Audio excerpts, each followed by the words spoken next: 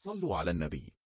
أنا محمد الجابري، وتلك حكاية مصر.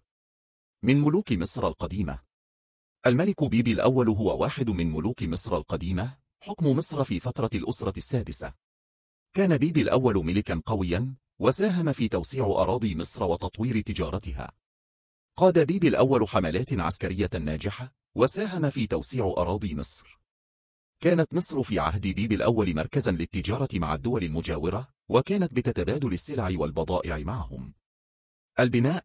أمر بيبي الأول ببناء معابد وتماثيل كثيرة في مصر، وكانت هذه الأعمال الفنية تعبر عن ثقافة وفن مصر القديمة.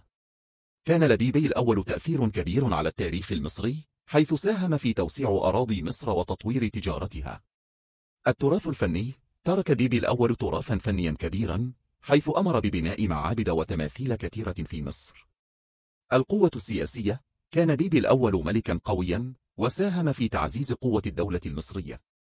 حكم الملك بيبي الأول في مصر القديمة في الفترة من حوالي 2281 إلى 2250 قبل الميلاد، خلال الأسرة السادسة في الدولة القديمة.